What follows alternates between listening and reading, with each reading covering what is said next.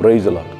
ஆண்டவரும் அருமை இரட்சகருமாகிய இயேசு கிறிஸ்துவின் நாமத்தில் நான் உங்களை வாழ்த்துகிறேன். மறுபடியுமாக கர்த்தருடைய பரிசுத்தமுள்ள சன்னிதானத்திலிருந்து கர்த்தருடைய பரிசுத்தமான வார்த்தைகள் மூலமாய் உங்களை சந்திப்பது மிகுந்த மகிழ்ச்சி. ஆண்டவருடைய பெரிதான கிருபையினால இந்த வாரம் நாம் தொடர்ந்து தியானித்து கொண்டு வருகிற காரியம், புது வருடத்திற்காக நம்ம ஆயத்தப்படுவோம். புது வருடம் என்று சொல்வது இஸ்ரவேலர்களை பொறுத்தவரை அது பஸ்கா என்பதை வேத வசனத்தின் அடிப்படையில் அதை நான் உங்களுக்கு காண்பித்தேன். ஏனென்று சொன்னால், இஸ்ரவேல் ஜனங்கள் எகிப்திலிருந்து புறப்பட்ட அந்த நாளை கர்த்தர் சொல்லுவார், இது உங்களுக்கு ஆபிப் மாதமாக இருக்க கடவுது, வருஷத்தின் துவக்கம் என்று கர்த்தர் சொல்லுவார். அந்த வருஷத்தின் துவக்கத்தில் அவங்க பஸ்காவை புசிப்பாங்க.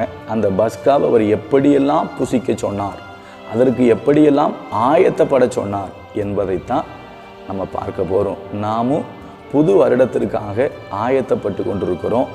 எப்படி நாம் ஆயத்தப்பட வேண்டும் என்பதைத்தான் வேத வசனத்தின் அடிப்படையில் பார்க்கிறோம். நேற்றைய தினத்தில் யூதர்கள் புதிய ஏற்பாட்டு காலத்தில் யூதர்கள் எப்படி தீட்டுப்படாமல் பஸ்காவை புசிக்க வேண்டும் என்று நினைத்து தேசாதிபதி ஆகிய பிலாத்துவின் அரண்மனைக்குள் அவங்க பிரவேசிக்கலை. பிலாத்து தான் வெளியே வருவார், பிலாத்து தான் வெளியே வந்து அவங்ககிட்ட பேசுவார். நன்கு வாசித்து பாருங்கள். இன்றைக்கு நான் பழைய ஏற்பாட்டிலிருந்தே சொல்லுகிறேன், ஆண்டவர் பஸ்காவை புசிப்பதற்கு சில காரியங்களை அவங்களுக்கு சொன்னார் அல்லவா, அதை கொஞ்சம் ஆழ்ந்து பார்ப்போம். கர்த்தர் அதற்கு நமக்கு உதவி செய்வாராக. வாசிக்கிறேன் பாருங்க. யாத்ராகமத்தின் புஸ்தகம் 12வது அதிகாரம் 13ஆம் வசனத்தை வாசிக்கிறேன்.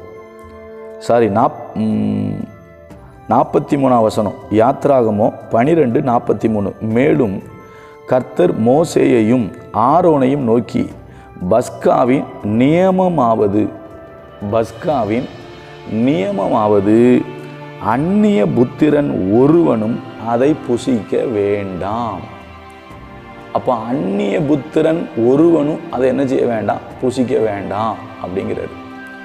இப்போ இதில் நம்ம என்ன கற்றுக்க போகிறோம்? நான் தான் ஆண்டோடைய பிள்ளை ஆயிட்டேனே, கிறிஸ்தவர்கள் எல்லாரும் கிறிஸ்தவர்கள் அல்ல. பைபிள் ஒரு வசனம் இருக்குது, நீங்கள் பார்த்தீங்கன்னா, இஸ்ரவேலருடைய தொகை கடற்கரை மணல் அளவு இருந்தாலும் மீதியானவர்கள் மாத்திரம்தான் ரட்சிக்கப்படுவாங்கன்னு போட்டிருக்கு. சரியா? இப்போ நான் யாராக மாறணும்னா, ஒரு பக்கம் நம்ம எல்லாருமே அந்நியர்கள் தான். நம்ம எல்லாருமே யாரு தான்? அந்நியர்கள் தான்.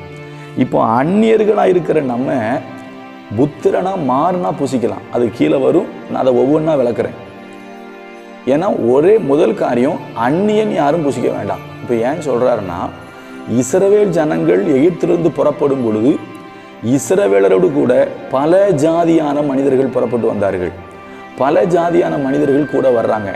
அப்போ கர்த்தர் சொல்கிற முதல் காரியம், எப்பா முதலாவது இந்த அந்நியன் என்ன செய்ய வேண்டாம், புசிக்க வேண்டாங்கிறாரு. அப்போ அந்நியன் புசிக்கணும்னா அவன் ஒரு சில விஷயத்தை செய்யணும். இதை செஞ்சால் அவன் பஸ்காவை புசிக்கலாம். சரிங்களா? நாளைக்கு ஒன்று சொல்கிறேன், அதாவது ஓப்பனாக சொன்னால் விருத்த சேதனம், அது என்னங்கிறத நாளைக்கு சொல்கிறேன். இன்னைக்கு நீங்கள் சுயாதீனனாக மாறணும்னு சொல்ல விரும்புகிறேன். நீங்கள் யாராக மாறணும்? சுயாதீனனா நீங்கள் மாறலை அப்படின்னா நீங்கள் இன்னும் அந்நியன் தான். நீங்கள் சொல்லலாம், நாங்கள் பாரம்பரியமாக கிறிஸ்தவங்க, பரம்பரை கிறிஸ்தவங்க, நாங்கள் எத்தனை வருஷமாக சர்ச்சுக்கு போகிறோம் தெரியுமா அப்படின்னு நீங்கள் சொல்லலாம். நீங்கள் எத்தனை வருஷம் சர்ச்சுக்கு போனாலும் நீங்கள் வேதத்தின்படி நீங்கள் தேவனுடைய பிள்ளையாக நீங்கள் சுயாதீனனாக மாறி இருக்கணும். நீங்கள் சுயாதீனனாக மாறணும். மாறித்தான் நீங்கள் பஸ்காவை புசிக்கணும், நீங்கள் புது வருஷத்தை கொண்டாடணும். அப்போ சுயாதீனம் மாறுறது எப்படி? நான் மறுபடியும் இந்த வசனத்தை படிச்சுட்டு புதிய ஏற்பாட்டுக்குள்ள வரேன். என்ன போட்டிருக்கு? மேலும் கர்த்தர் மோசேயையும் ஆரோனையும் நோக்கி, பஸ்காவின் நியமமாவது அந்நிய புத்திரன் ஒருவனும் புசிக்க வேண்டாம். அந்நிய புத்திரன் நினைச்சக்கூடாது, இதில் புசிக்கக்கூடாது. அப்போ நான் எப்படி சுயாதீனனாக மாற முடியும்? யார் சுயாதீனன்? இப்போ புதிய ஏற்பாட்டில் சுயாதீனன் யார்? பழைய ஏற்பாட்டில் யூதர்கள் மாத்திரமே சுயாதீனர்கள். அதே போல் விருத்த சேதனம் பண்ணனவர்களே சுயாதீனர்கள். சரிங்களா? புதிய ஏற்பாட்டுக்கு வரும்போது என்ன சொல்லுதுன்னு பார்க்கலாமா? வாசிங்க. கலாத்தியர்னு புஸ்தகம் நிருபம். அப்போஸ்தலனாகிய பவுல் கலாத்தியருக்கு எழுதும்போது ரொம்ப அழகாக எழுதுறாரு. நான் வாசிக்கிறேன் பாருங்க. கலாத்தியர் 3வது அதிகாரம் 27வது வசனம், ஏனெனில் உங்களில் கிறிஸ்துவுக்குள்ளாக ஞான ஸ்நானம் பெற்றவர்கள் எத்தனை பேர்களோ. எப்படி? உங்களில் கிறிஸ்துவுக்கு உள்ளாக ஞான ஸ்நானம் பெற்றவர்கள் எத்தனை பேரோ அத்தனை பேரும் கிறிஸ்துவை தரித்து கொண்டீர்களே. அடுத்த வார்த்தை, யூதன் என்றும் கிரேக்கன் என்றும் அடிமை என்றும் சுயாதீனன் என்றும் இல்லை, ஆணென்றும் பெண்ணென்றும் இல்லை, நீங்கள் எல்லாரும் கிறிஸ்து இயேசுவுக்குள் ஒன்றாயிருக்கிறீர்கள். அடுத்த வார்த்தை, நீங்கள் கிறிஸ்துவின் உடையவர்கள் ஆனால் ஆபிரகாமின் சந்ததியாராயும் வாக்குத்தத்தத்தின்படியே சுதந்திரராயும் இருக்கிறீர்கள். இப்பதான் நீங்க யாரா? சுதந்திரர்கள். அப்ப எந்த மனுஷன் ஆண்டவராகிய இயேசு கிறிஸ்துவை விசுவாசித்து உள்ளத்தில் ஏற்றுக்கொண்டு பிதா குமாரன் பரிசுத்தாவின் நாமத்தில் மூழ்கி ஞான ஸ்நானம் எடுக்கிறானோ அவன்தான் வேதத்தின்படி தேவனுடைய பிள்ளை, வேதத்தின்படி அங்கீகரிக்கப்பட்ட சுயாதீனன். நீங்க சுயாதீனனா இருந்துதான் பஸ்காவை புசிக்கணும், நீங்க புது வருஷத்தை கொண்டாடணும். நீங்க இன்னும் சுயாதீனனே ஆகாம இன்னும் நீ அடிமையா இருந்துகிட்டு இருந்தீங்கன்னா நீங்க பஸ்காவை புசிக்க முடியாது. அப்படி புசிச்சிங்கன்னா வேதத்தின்படி அது தவறு. அப்படி நீங்க புது வருஷத்தை கொண்டாடுனீங்கன்னா நீங்கள் வேதத்தின்படி தவறு.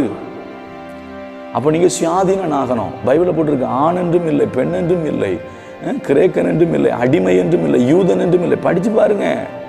கிறிஸ்துவுக்குள் ஒன்றா இருக்கிறோம். நம்ம எல்லாரும் யாரா இருக்கிறோம் தெரியுமா? அழகா போட்டிருக்கு, நீங்கள் கிறிஸ்துவின் உடையவர்கள் ஆனால் ஆபிரகாமின் சந்ததி ஆயிட்டீங்க. இப்ப யாராயிட்டீங்க? நீங்க ஆபிரகாமின் சந்ததி ஆயிட்டீங்க. யோசிச்சு பாருங்க. அப்ப அவர் தெளிவா சொல்றாரு, அந்நியன் புசிக்க கூடாது. அதே போல யோவான்ல போட்டிருக்கு, அன்றியும் அவருடைய நாமத்தின் மேல் விசுவாசம் உள்ளவர்களாய் அவரை ஏற்றுக்கொண்டவர்கள் எத்தனை பேர்களோ அத்தனை பேரும் தேவனுடைய பிள்ளைகளாகும்படி அதிகாரம் கொடுத்தாருன்னு போட்டிருக்கு. ஒரு ஸ்டெப்புக்கு வந்துட்டாங்க, விசுவாசிட்டோம். ஆனால் அடுத்த ஸ்டெப்பு ஞானஸ்நானத்துக்கு இன்னும் நிறைய பேர் வரல. பிதா குமாரன் பரிசுத்தாவின் நாமத்தில் மூழ்கி ஞானஸ்நானம் எடுத்தால் நீங்கள் வேதத்தின்படி தேவனுடைய சந்ததி, ஆபிரகாமின் சந்ததி.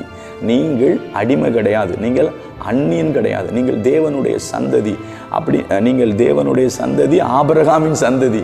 அப்படி இருந்தீங்கன்னா நீங்கள் தாராளமாக பஸ்காவை புசிக்கலாம், புது வருஷத்தை கொண்டாடலாம். அது உங்களுக்கு ஆசீர்வாதமாக இருக்கும்.